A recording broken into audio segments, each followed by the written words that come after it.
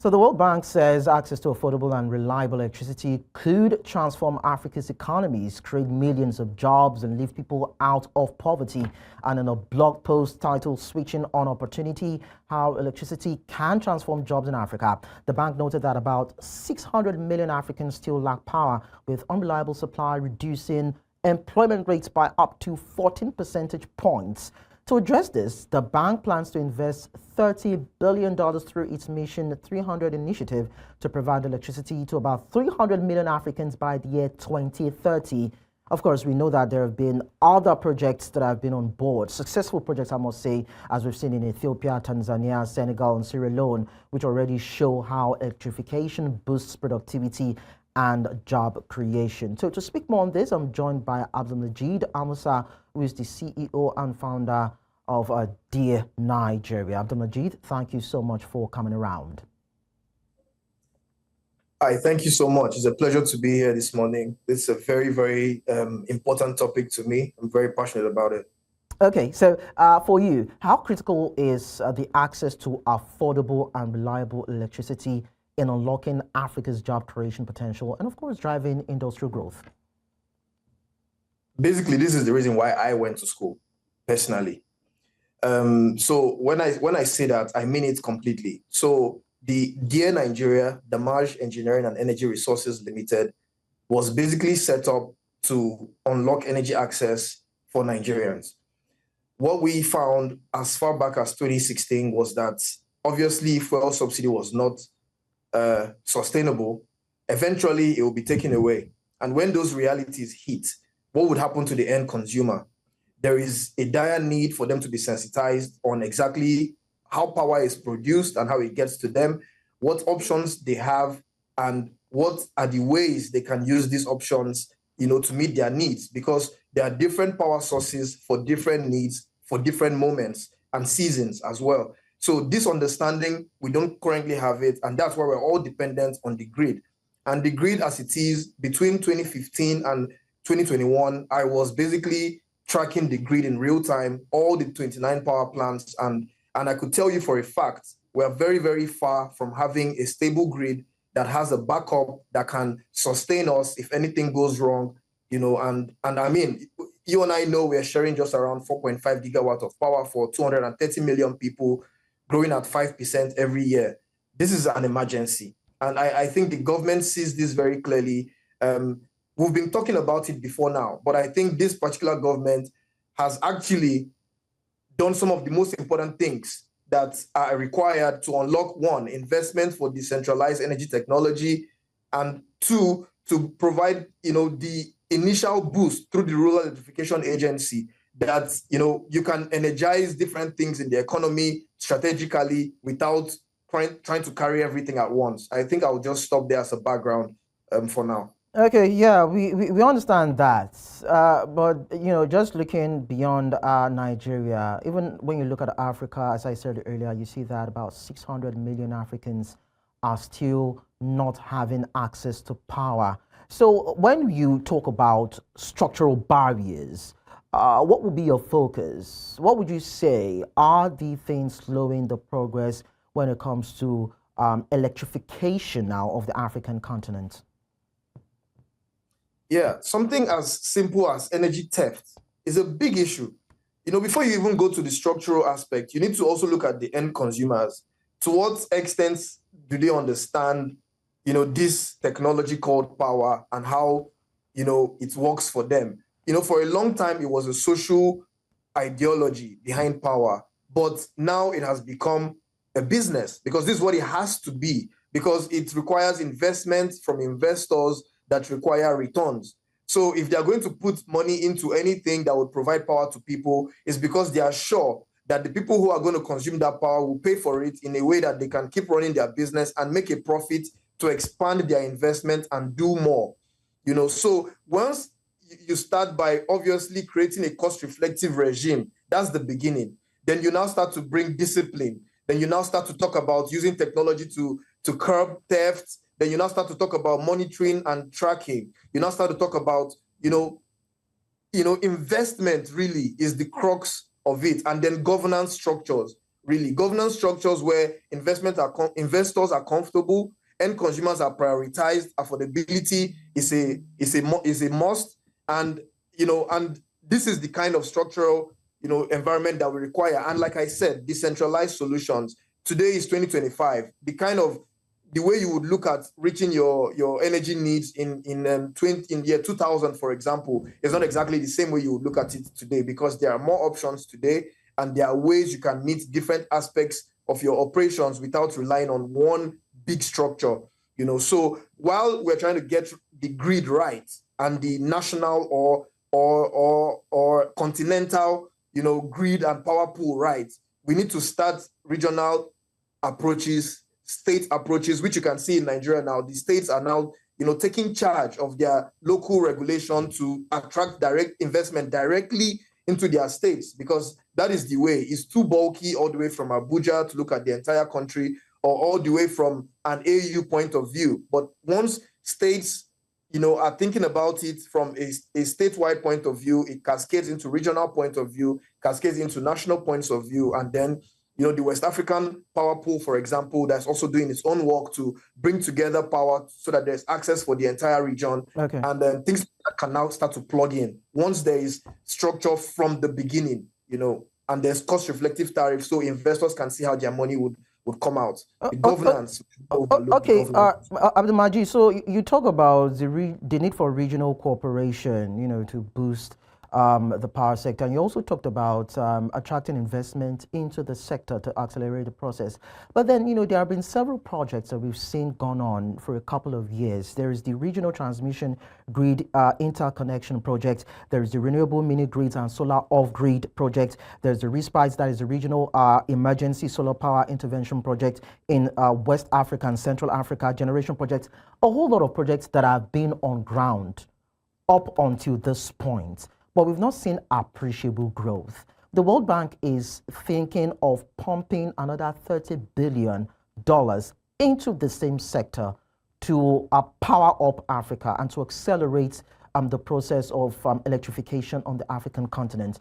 What is actually the issue with these projects, the funds being pulled, and the actualization of these projects, the realities of seeing that, okay, we have made available these sums of money, we have kickstarted this project, and we have been able to scale up access to power and reduce the deficits from 600 million, probably to about 400 million or 300 million. Why haven't we seen appreciable growth despite all these projects being on board?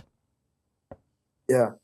Again, I would always use Nigeria as my own, African case study, because it mirrors what's happening in other countries to an extent. So like I said some important things earlier. I told you about the cost-reflective tariff.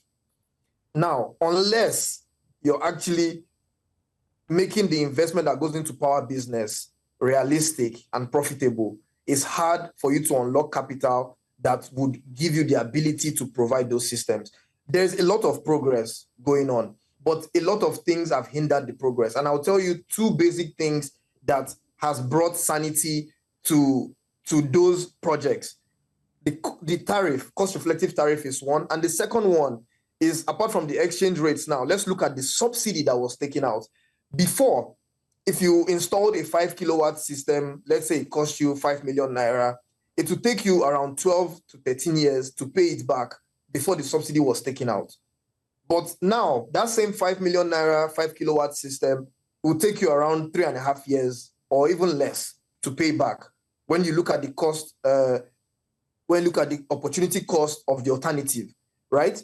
So this is what is actually going to drive the investments and the ability for these systems to be affordable. Now, those projects were there. They are big, bold, and beautiful. But when you start to implement them, you realize that you would only have to give them out as a grant.